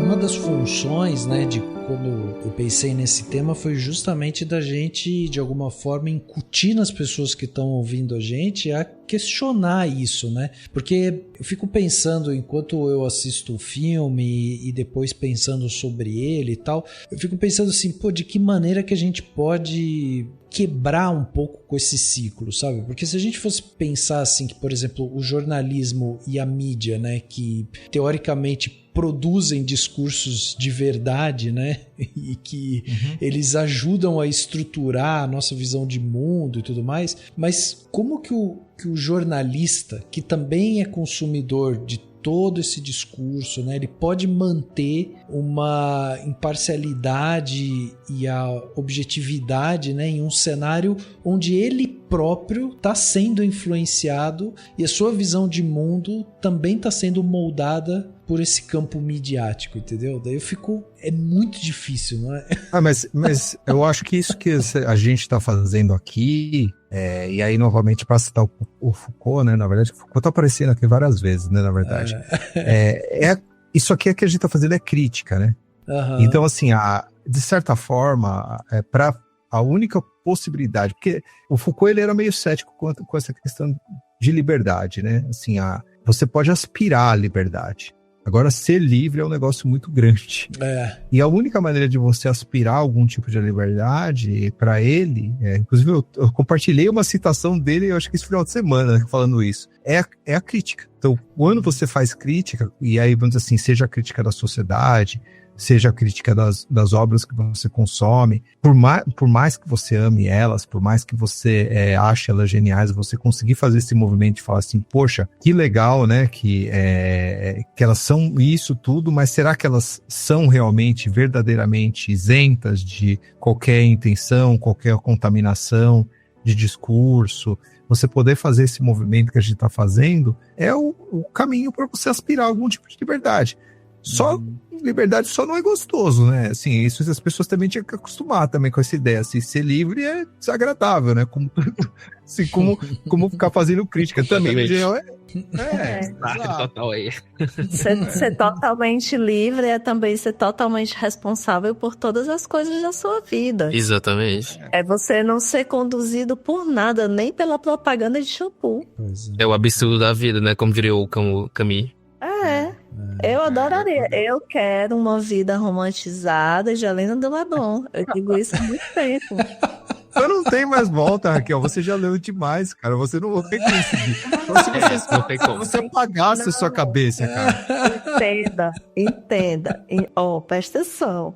Eu romantizo a minha vida. E na minha romantização da minha vida, eu continuo tendo pensamento crítico, porque eu acho que essa é a nossa única saída de liberdade individual e, quiçá, coletiva. É importante que a gente tenha criticidade para a gente se entender no mundo enquanto uma pessoa não conduzida totalmente, porque o Truman, ele é totalmente conduzido contra a vontade dele, mas ele é. O que é que acontece? Muita gente é conduzida pelos outros voluntariamente. Voltando aqui, né, o começo do programa, o Etienne de la Boétie, é uma servidão voluntária. Né? Eu não quero ser totalmente conduzida. Por isso que é importante ter esse pensamento crítico. Mas, ao mesmo tempo, eu quero, sim, essa vida de Helena de Leblon. Claro que eu romantizo a minha vida e eu quero tal hora estar cansada e não ter que pensar o que é que eu vou comer. O que é que será que eu tô com vontade de comer? Não, eu quero a pessoa dizendo, cafezinho, dona Helena. Uma aguinha saborizada, dona Celina. Quero sim ter, e eu romantizo isso. O problema é que eu romantizo, eu tenho que trabalhar para conseguir realizar, né? É uma escolha consciente, né, Raquel? É esse o ponto, Rafael, é esse o ponto. É uma escolha racionalizada, consciente, colocada diante de uma revisão crítica da vida, refletida dentro daquilo que é, o que é que eu desejo para a minha vida, o que é que eu posso realizar na minha vida. E isso só é possível porque é preciso ter o capital cultural, é preciso conhecer outras formas de vida para se pensar em como construir a própria forma de vida. Em última instância, é produzir a própria estética da existência. Voltando de novo para o Foucault, porque o Reinaldo abre a porta do Foucault na minha cabeça e eu não consigo mais fechar. Então, significa que eu até li um pouquinho bem. Então, se eu consigo abrir portinhas aí e tal, então eu fico até feliz, cara. Aí eu também, cara, eu fiquei, na verdade, aqui com mais uma do Foucault lá. Acho que, assim, não sei se vai ser na hermenêutica do sujeito, que vai ter aquele diálogo entre o Platão e o Diógenes, né? E aí, vamos dizer assim, que o Platão, ele vê o Diógenes lavando salada, né? O Platão fala assim, olha, se você tivesse sido mais gentil com o Dionísio, né, o tirano, né, você não estaria lavando salada. E no que o Diógenes vira pro Platão e fala assim, se você tivesse lavado sua salada, talvez você não teria acabado prisioneiro lá em Siracusa, né, na verdade. Então, vamos dizer assim, então, eu acho que tem uma questão dessa questão de, tipo assim, a gente deseja esse conforto, mas de certa forma o conforto ele é de certa forma prisão. Esse que é o problema, né? Assim, eu acho que a gente teria que pensar uma vida em que, na verdade, assim, a tarefa de pensar a liberdade, ela talvez teria que ser uma tarefa de fundar uma outra vida em que não é sobre uma questão assim de tipo que você não precise pensar no que você vai comer, mas que você tenha trabalhado um tanto civilizado para que pensar sobre comer não seja mais uma questão de cansaço na sua vida. Porque você pensar sobre comer é uma tarefa que está na vida humana. Você pensar, vou preparar algo, vou colher algo, ou qualquer coisa desse tipo. Isso aí, desde que surgiu o primeiro ser humano, eles fazem isso. Mas o problema é que a gente é tão exaurido da nossa vida o tempo todo. E aí, assim, não só no trabalho, mas vamos dizer assim, a gente, ao consumir, é bom lembrar isso, por exemplo, assim, a gente pega o nosso entretenimento hoje, que a maior parte deles é feito por streaming, a maior parte deles é feito por internet, por feed, essas coisas. E quando você está consumindo, você também está produzindo, porque tem gente observando o que você está fazendo para produzir mais outras coisas para te vender e comercializar seu tempo vendendo propaganda. Então, mesmo em se entretendo, você também está trabalhando, né, na verdade. Então, tudo isso é tão estafante que você, as tarefas simples, tipo, de você ter, cuidar de um filho, ou cuidar de um parente quando ele ficar velho, adoece, ou então preparar uma comida, essas coisas, se tornam tarefas herculescas, né? Você tem que desperdiçar uma energia enorme porque você está exaurido, né, disso, né? Talvez essa seja a tristeza, né? Não sei. Eu acho que a questão né? A gente tem que ter autonomia suficiente para pensar até onde e até quando, quais são os limites que a gente quer chegar de ser conduzido ou de não ser conduzido. É pensar essa questão. E assim, eu acho que lá na antiguidade a galera pensava esse monte de coisa porque quem pensava era quem tinha dinheiro, né? Sim, não, você está certíssima. Na verdade, isso é um fato. Na verdade, não só na antiguidade, né? Assim, a história da filosofia é um monte de aristocrata, né, gente? Essa foi, infelizmente... Você só consegue filosofar se você não tem o que... aliás, você só consegue filosofar quando você não tem o que fazer. Infelizmente, assim, a gente tem... Assim, a gente tem esse problema. O problema é que a gente está num momento da civilização que todo mundo poderia trabalhar menos, né, na verdade, né? Porque a gente tem meios para fazer isso. A gente poderia ter escalas de trabalho menores, a gente tem fábricas aí que não precisam de ser humano para produzir bens de consumo, essas coisas todas. A gente está trabalhando aí em tecnologia que vai produzir entretenimento sem ser humano trabalhando, cara. Eu não sei por que o pessoal tá fazendo isso, tipo assim, se eu tenho tempo livre, eu queria fazer arte, por que os caras querem que a máquina faça arte, cara? Exato. E aí, assim, a gente tá nesse momento, mas assim, a gente não nunca tem mais tempo pra gente. A gente tá que nem o Truman no 365/0, né? A real é essa, né? E o pior não é isso, é que a gente acostumou tanto que a gente até talvez tenha condição de sair, mas a gente não quer sair também, não. Não totalmente, né? Não totalmente. É sempre aquele meio termo aí, né? A porta até aparece na nossa frente, mas a gente vira pro criador lá e fala assim, será que rola? Eu saio um pouco e volto. Aí eu saio um pouquinho e volto aqui. Gente, a lição que fica pra mim de tudo isso que a gente conversou é de que show de Truman pode ser uma ferramenta pedagógica. Total. Nossa, total. É isso mesmo.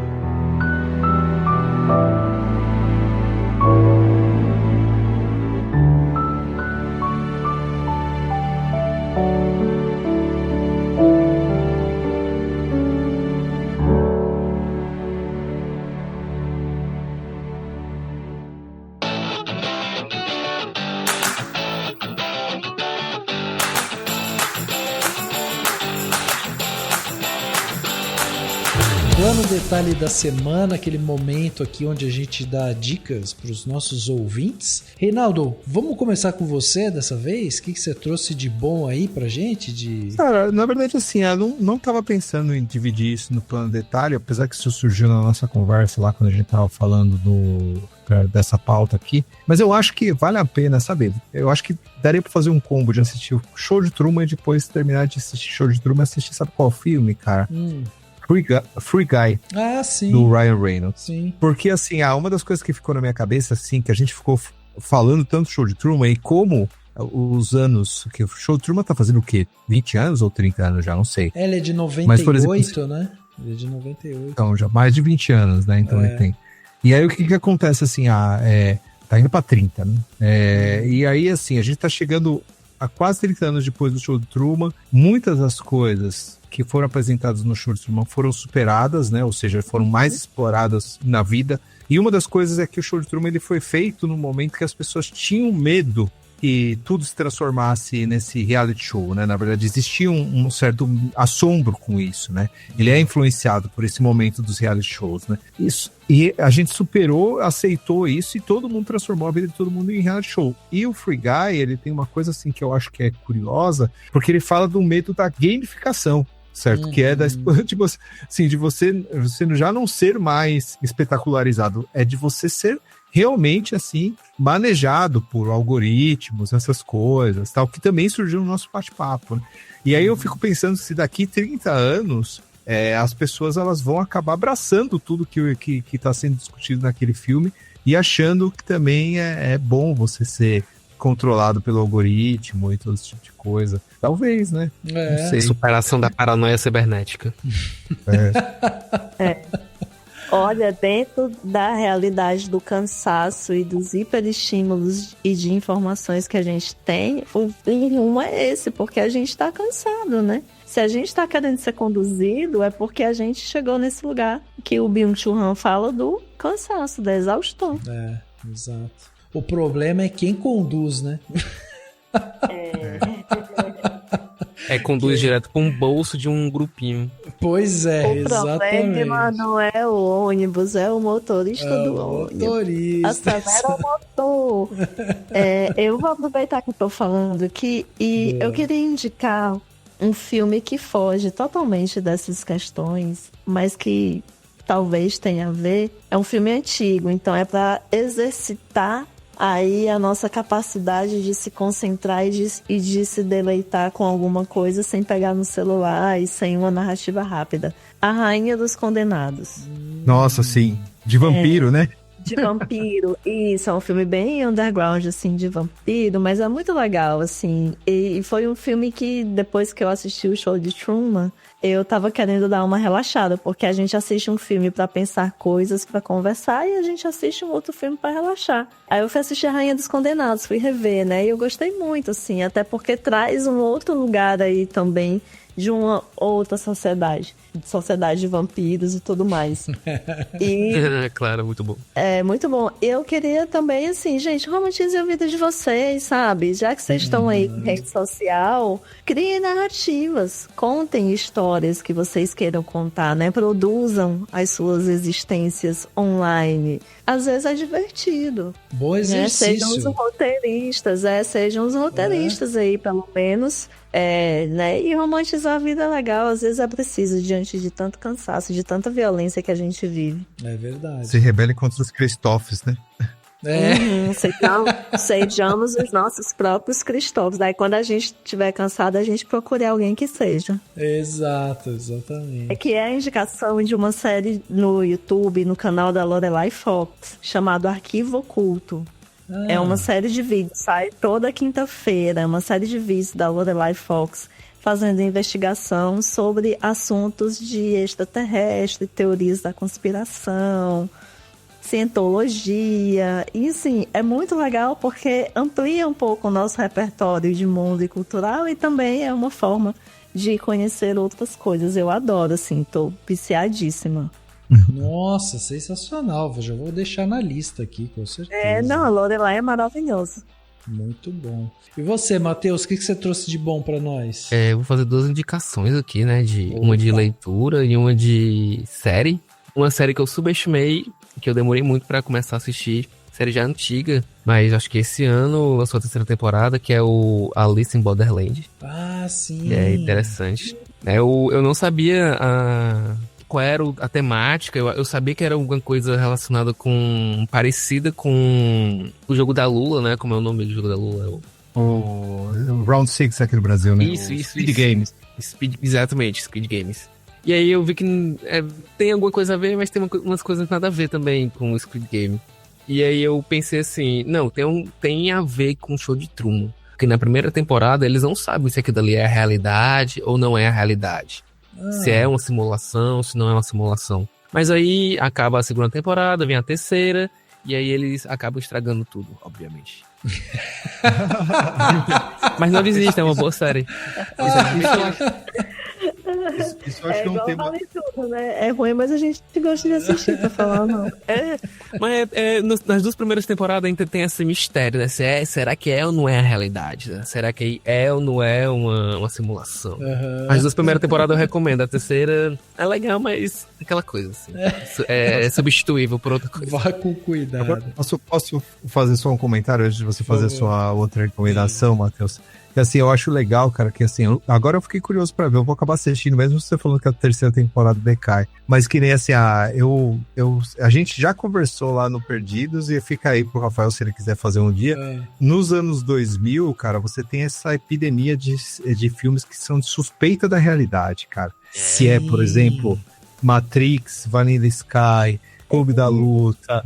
Qual mais também? Tem um monte de filme que é essa coisa do tipo, você suspeitar da realidade. E a gente se perdeu um pouco disso, cara. Assim, faz tempo que eu não vejo filme que fale disso, que suspeite da realidade mesmo, que você fica assim, pô, mas será que as coisas são reais mesmo, né? Então, isso é uma coisa que se perdeu um pouco, né, cara? Mas vai lá, quero a sua segunda dica, Matheus, agora. Não, a minha segunda dica é a leitura que eu tô fazendo nesse período, assim, que eu tô focado em concursos públicos, né? Então minha fuga é um livro sobre fugas, né? Assim, que é o Não Durma, Há Cobras, do Daniel Everett. Eu conheci ele no encontro da Ampof do ano passado. Cara, gente boa, um cara é antropólogo. E aí o livro é sobre a jornada dele enquanto missionário, que se torna ex-missionário e se torna ateu por conviver com uma comunidade indígena na Amazônia, né?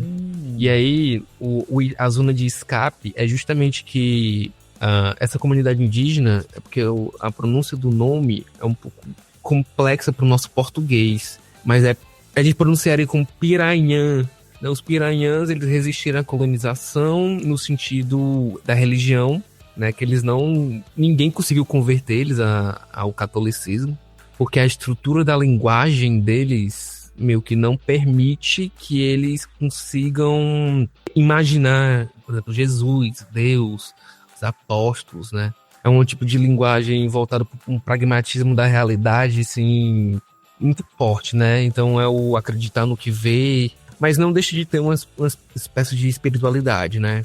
E aí a fuga também é no sentido do antropólogo cristão que se torna ateu porque viu que tudo aquilo que ele estava tentando fazer com a comunidade indígena não passava de um exercício colonial, né? Então, interessante. E tem muitos relatos. É mais um livro de relatos do antropólogo do que um livro explicitamente de antropologia, né? É bem interessante. E aí o nome do livro, Não Durma, Há Cobras, é como os piranhãs dão boa noite para os seus semelhantes. É interessantíssimo. Que legal. E é da editora Voz, né? Então, quem tiver interesse e ficou curioso, é um bom livro. Legal. Vou procurar. Sensacional. Tá aí, então, ó, tem filme, tem série, tem livro. Eu vou fechar esse plano detalhe com um filme que a gente já trouxe aqui, já falou sobre ele algumas vezes e tudo mais, que é Homem com H. Sim. Que tá na Netflix. E eu só tô reforçando isso porque recentemente eu comprei os meus ingressos e vou ao show do Ney Matogrosso, do interior de São Paulo. E, cara, eu queria justamente clamar para que as pessoas vão atrás, né, desses artistas, porque assim, primeiro que, bom, começando pelo filme, né, O Homem com H é um filme que vai contar desde a infância até, né, o sucesso do Ney e tudo mais, do Ney Matogrosso, passando pela banda lá pelos Secos e Molhados e tudo mais, mas contando muito, né, da onde veio todo esse olhar dele artístico e tudo mais. Então o filme é esse apanhado de acontecimentos da vida do Ney, e é um filme muito bom, assim. É um filme brasileiro muito bom, uma biografia muito boa. Eu acho que a outra felicidade é que é um filme que é lançado enquanto o Ney está vivo. Eu acho que isso é maravilhoso, porque ele validou o que foi apresentado em tela e depois ele foi o garoto propaganda também, né? Ele foi a programas, contou mais da sua história e tal. E isso trouxe o Ney de novo para um lugar que ele nunca perdeu, né, de destaque e tudo mais, mas meio que resgatou também, assim, conseguiu colocar o Ney em foco para muitas pessoas que não conheciam o Ney. E aí, tanto que ele começou agora a fazer um tour, né, de apresentações e tudo mais, e é nesse que eu vou, mas eu queria dizer isso para que a gente possa realmente, assim, pintou uma oportunidade, você consegue ir a um show desses caras, vá, sabe? Assim, cara, o Ney tá com 84 anos, o Caetano tá com 83, o Gil tá com 83, o Chico tá com 81, a Bethânia tá com 79. É uma galerinha que vem de uma geração, e a gente falou um pouco sobre isso aqui, né, hoje na nossa conversa, sobre essa troca, né, essa empatia e dessa perda da cultura, né? E eu acho que isso é uma coisa que a gente precisa realmente resgatar, assim. São artistas riquíssimos, assim, com uma vasta visão de mundo, de sociedade e tudo mais. E eu acho que a gente conseguir ir em um show desses caras já vai ser fantástico, assim, com certeza vai agregar muito a nossa visão de mundo, assim. Então, combo, né, de indicações. Assistam o filme para conhecer um pouco mais da vida do Ney. Fica de olho, né, na programação de shows dessa galera, Ney, Caetano, Gil, Chico, Bethânia, enfim, todo esse povo que ainda tá fazendo show, e vá assistir. Corra pros estádios, vão assistir, porque olha, é um espetáculo vivo que a gente ainda pode desfrutar, né? Então, vale muito a pena. Tom Zé também, né? Tom Zé, foi nossa! 88 ou foi 89 anos agora e tá aí, na ativa e genial. Genial. Nossa, Tom Zé.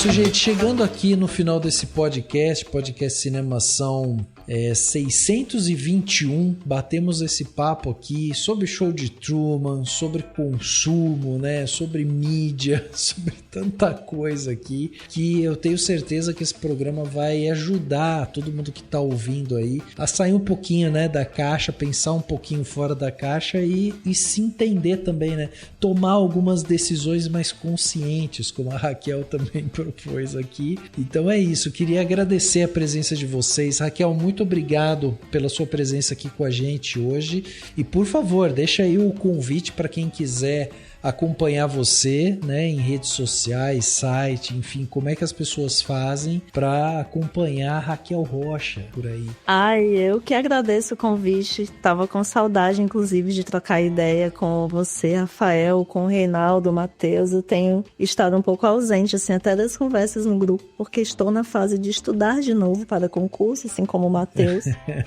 É foda. E agradeço muito pela chance de estar conversando e trocando essa ideia com vocês, e o convite é sempre bem-vindo, ainda mais para falar de cinema. Não estou muito ativa, assim, em rede social, mas o meu Instagram, quem tiver interesse, é Raquel R.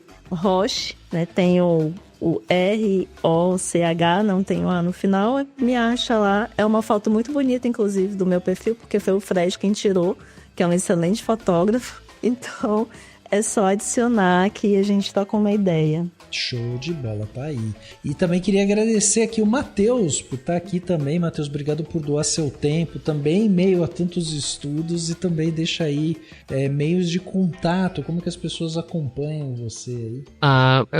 Eu que agradeço, né, o espaço pra gente falar um pouco de filosofia, né, divulgar um pouco o pensamento filosófico. O pessoal que tá ouvindo aí, não desiste da filosofia, ela é importante, ela é boa para a nossa vida. E contato, assim, meu perfil é privado, não gosto muito de divulgar assim, né, mas vocês podem entrar comigo por e-mail, né, pedir dica de leitura, qualquer coisa, mateus.nascimento@outlook.com.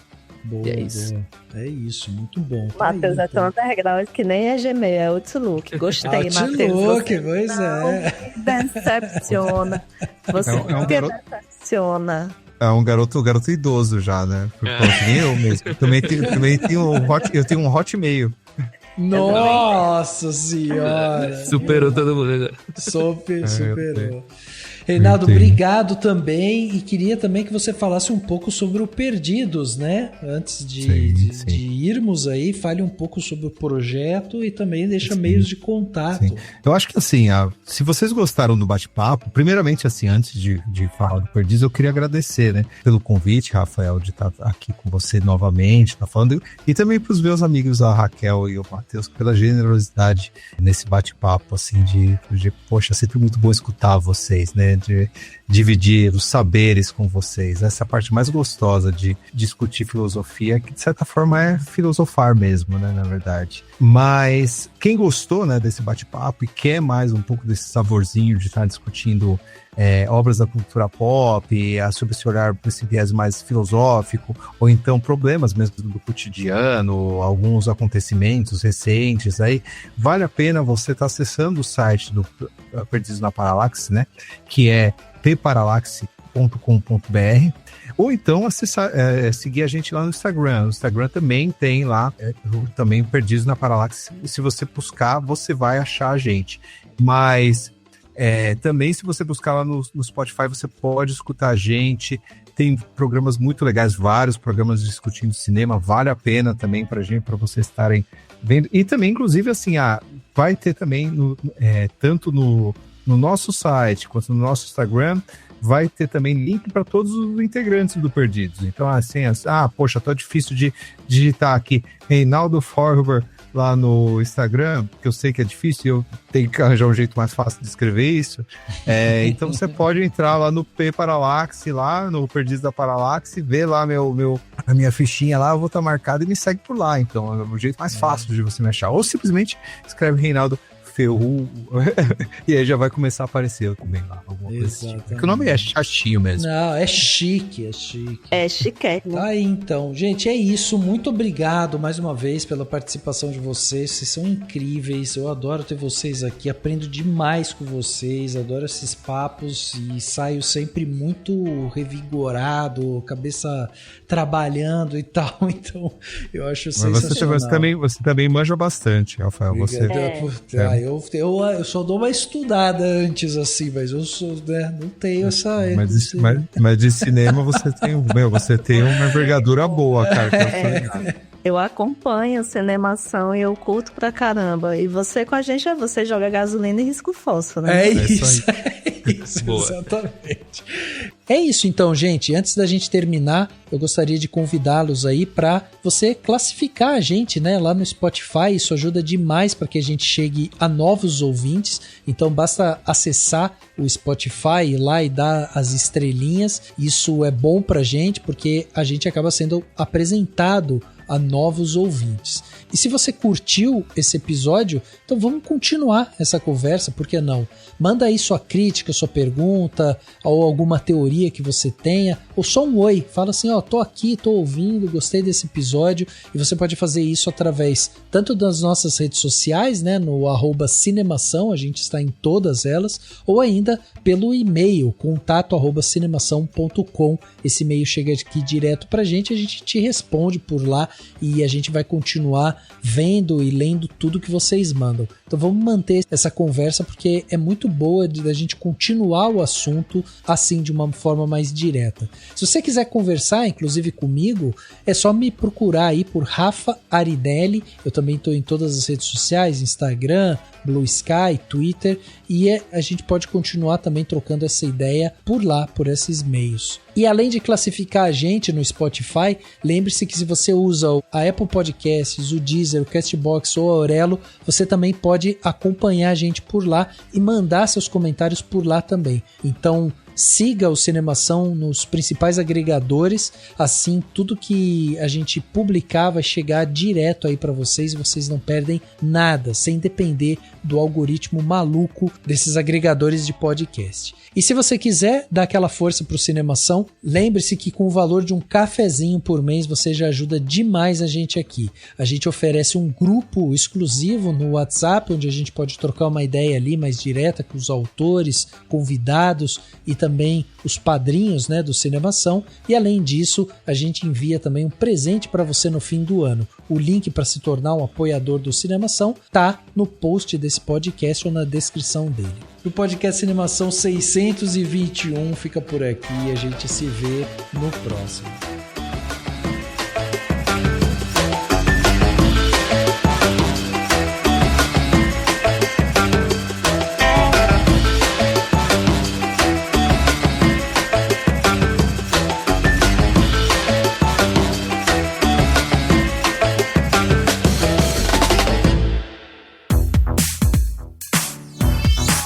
Esse podcast foi editado pela Isso Aí Design. Tudo isso é forma com função. É design estratégico. É isso aí.